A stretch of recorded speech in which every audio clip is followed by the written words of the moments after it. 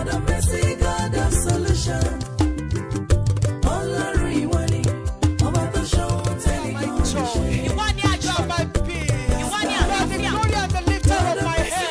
It is our mandate to preach the message of Christ and His second coming. As you listen to this message, it will lead you into fulfillment of purpose.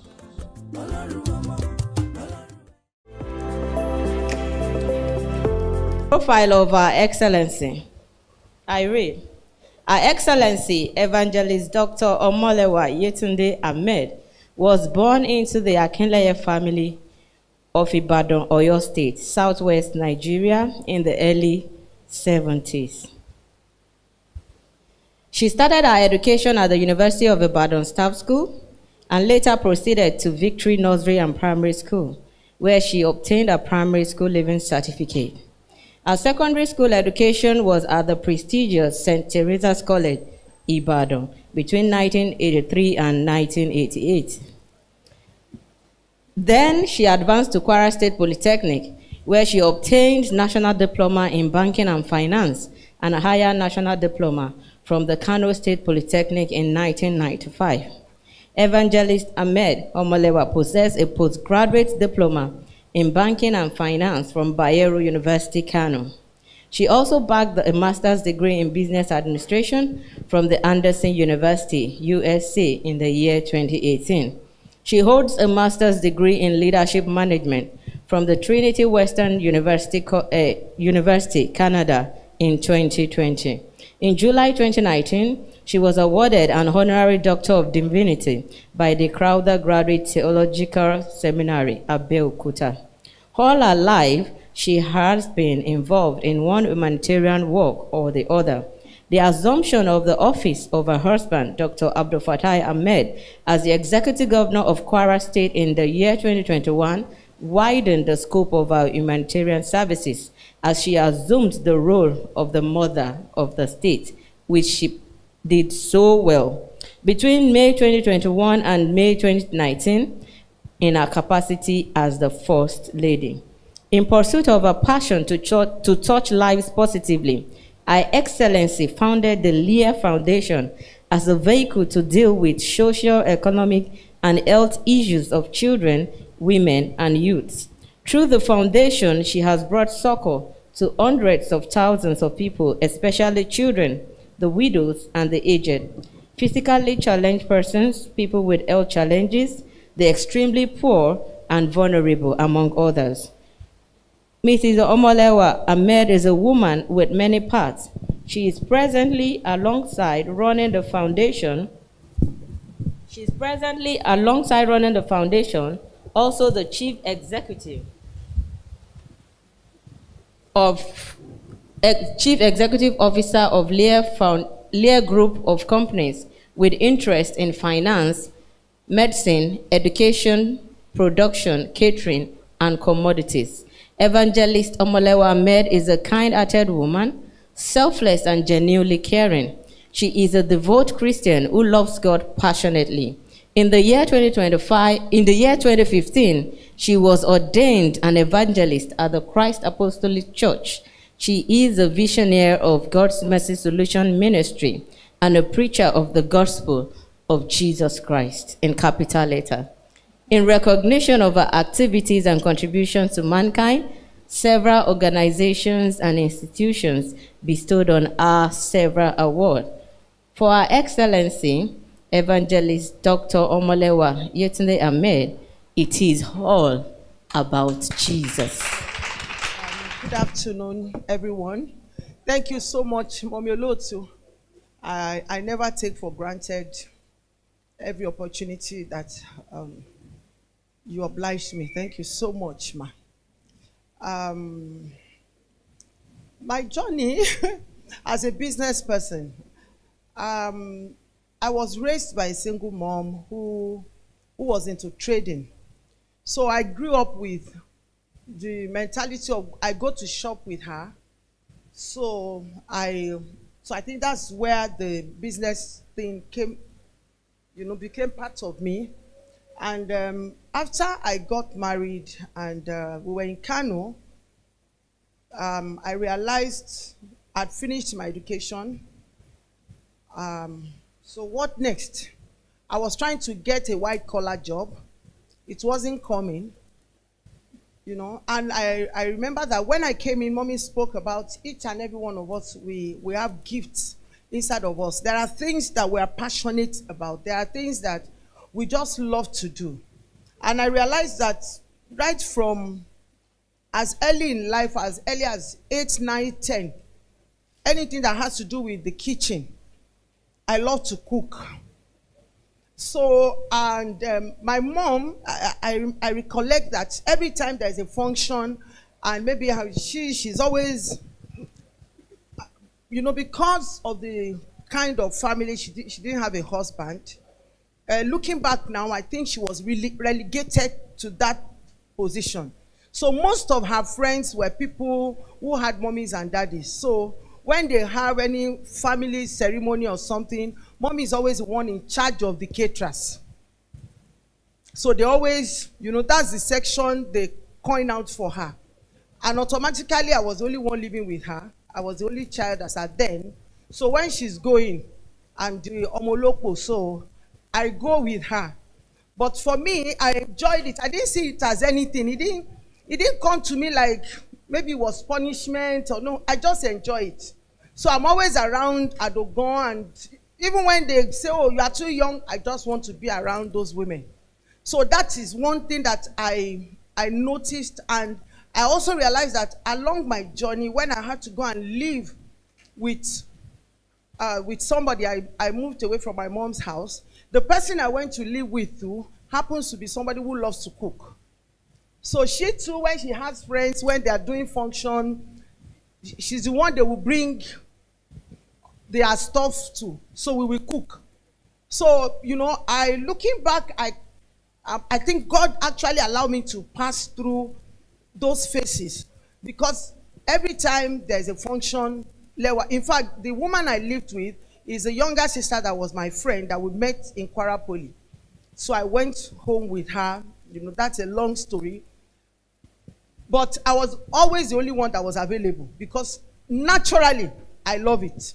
The sisters would be like, you are not doing, and she wasn't even doing it as a business. It's just something she enjoys doing. So she loves to cook.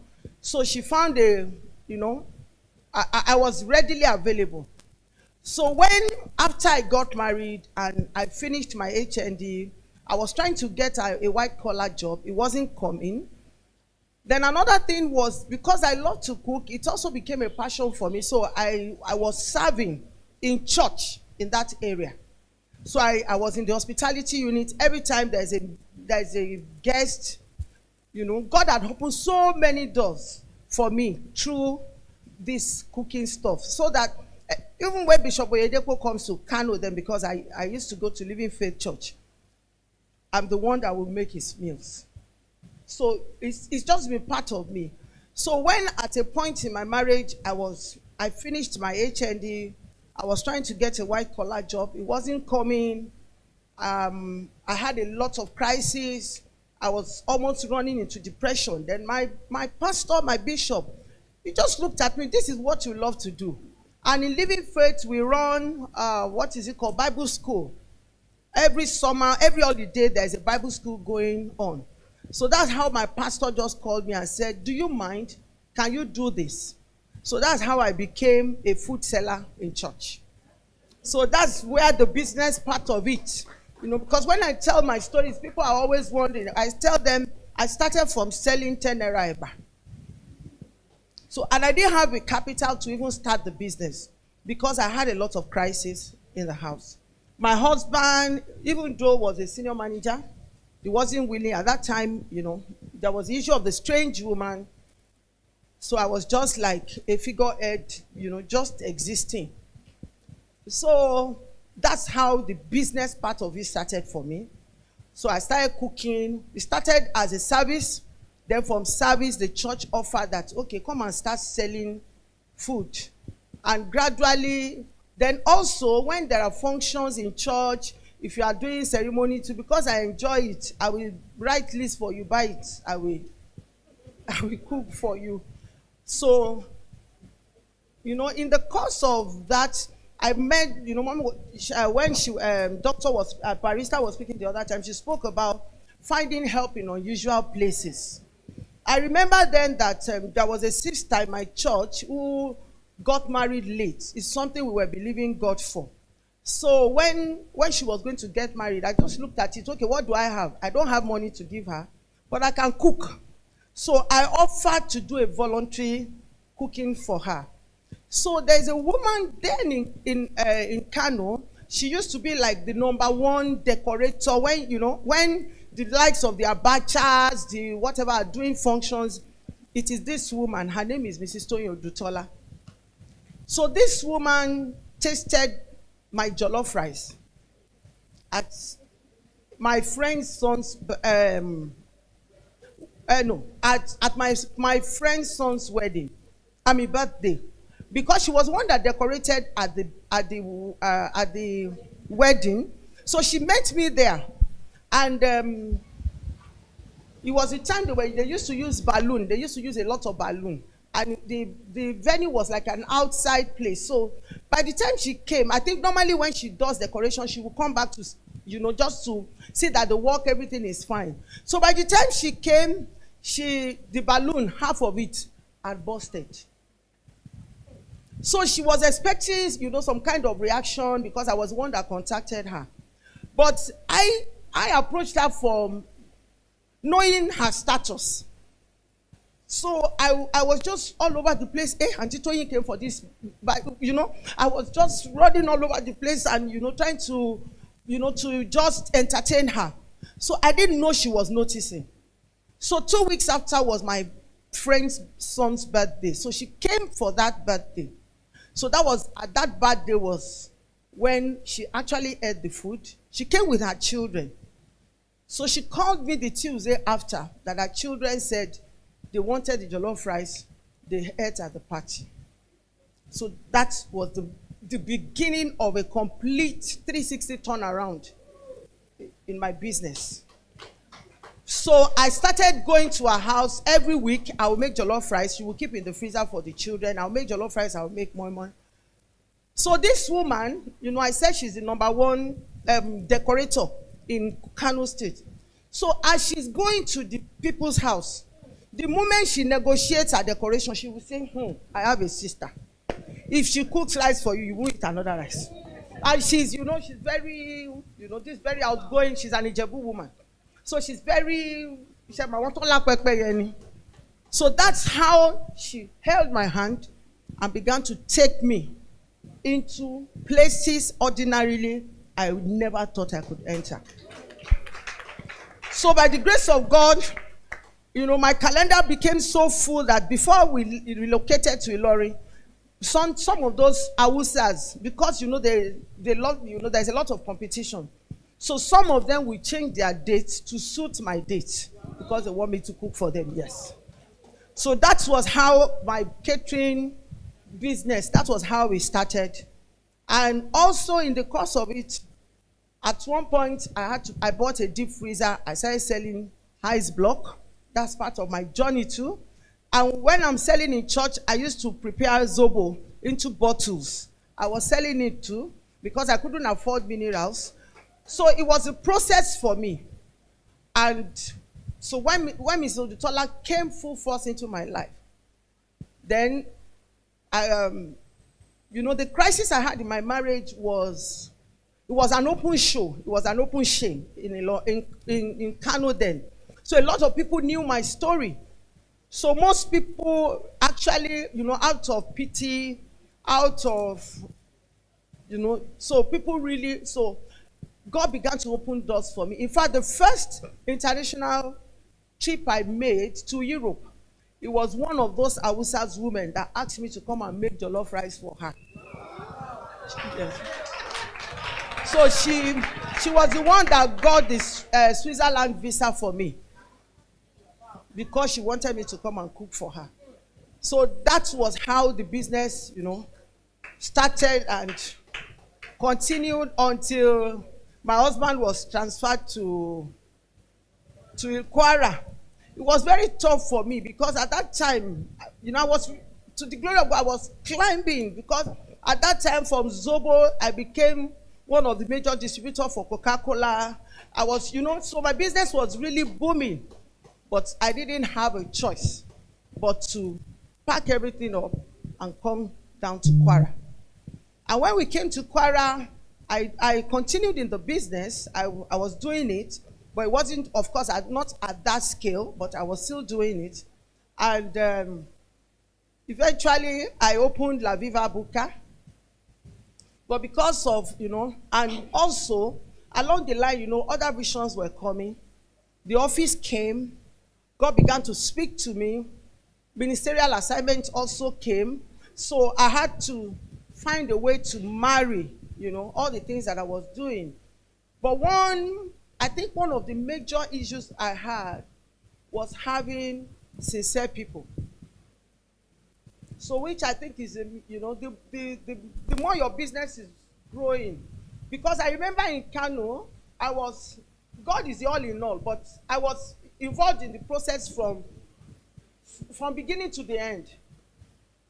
Even at the level where I wasn't, when I started the business, I was the one cooking, I was the washing, I was serving, but gradually as the business was growing, I was able to, employ people. Then I had cooks. In fact, then in Kano, because, one of the things that was mentioned is the issue of branding. She spoke a lot about neatness. And in my kind of business, that neatness, you can talk about presentation. As much as, there are so many people who is into the business, your presentation can either turn people away from you or gain you more people. So which was something I was very particular about. So my cooks then, they used to come from Ibadan. I was living in Kano. I didn't mind the cost. Sometimes they have to stay for a month because sometimes back to back every weekend. And when Awusas are having wedding, they start on Wednesday. That's the one they're doing the one that I've forgotten the name they call it now. But that one is in the house where the aunties will be advising. That one is in the house. Then they have Mother's Night before they have the general reception, and they have the Nikai, then they have another reception. So their party is always like, so sometimes we have just from Wednesday, Thursday, Friday, we end on Saturday, and another circle starts. So sometimes, it comes at a cost, but one thing that, I did over the years was to maintain that quality so that no matter what, even sometimes, things are expensive, you have to think about your brand, you have to think of what people, so that was really, really part of my consciousness. And I think it's one thing that I always put forward in any of my businesses. Today, by the grace of God, I have a water bottling company. Rather than cut corners, I will shut down the business and go and re-strategize. For instance, now La Viva is closed. I had to close it because I wasn't around. Quality was affected. For me, it wasn't about the money, but the identity. So I just called my staff and I said, you know what, I'm going to shut this down until I'm able, I have the time, I have the resources to rebrand and re-strategize, which was what I did with the water bottling company too. That too was shut down because I had a lot of issues, with staffing, with, people that I trusted. So over the years, I think that's just been what has been working for me. And I also try to be very, very involved. Because then one other thing is, for me, my businesses, every of my business is like an instruction. It's one about the kingdom, and two is about service. To the glory of God, I say it, without sounding boastful. If I really don't have a business, because I don't have so many needs, people who know me, if I don't go out in 1 month, it doesn't make any difference to me. So I'm not Asho, you have to buy Asho. Apart from church. So my quest for things is so minimal. So for me, it's not about jewelry. acquiring wealth, but it's more about the kingdom. So every of my business has a God. Because when we came to Ilori, I started a commodity trading business. I was doing Nestle water and Chivita. I was big into it. At one point, I did Starcom. There was a time too, I had a children's kiddies, gorgeous kiddies plus. I was selling children's wares. But at one point, the Lord told me that He wanted me to sow my business, for Him as a seed. So I collapsed the water business, the clothes business, and everything. That is what we now have. The juice business, rather. I wasn't producing. I was a distributor. So that was what started the Leah water. So I also realized that despite the challenges, God is the owner of the business. So no matter how much the wave, blows us back and forth, the owner keeps holding it. And most of the time, it makes it a learning curve. In 2022, we had a major setback. I think I was sharing it last week when I talked about my mental health was affected. It was a major one that almost took my life. But it was a learning curve. When I came out of it, what God has done between that 2022 and now. The hospital has grown. Now we have a dental clinic. Today, by the grace of God, we have 3 diagnostic centers in the city of Ilori. So I think also, apart from the fact that we are looking at it for our benefit, God should be at the center of the entirety of whatever we do.